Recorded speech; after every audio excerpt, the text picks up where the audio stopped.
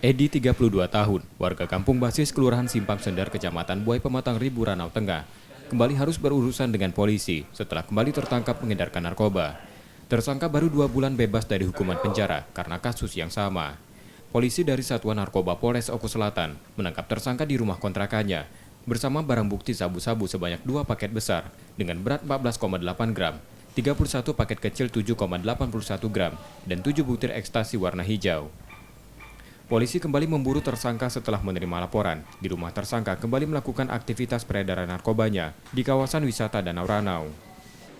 Kronologis penangkapan, kami mendapat informasi dari masyarakat setempat bahwa di kampung basis itu sering terjadi transaksi narkoba.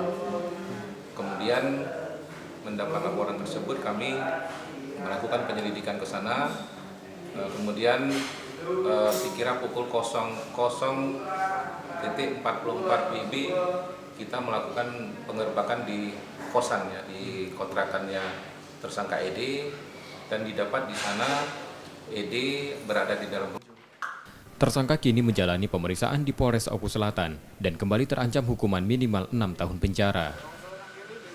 Setia Budi, Kompas TV, Ogan Komering Ulu Selatan, Sumatera Selatan.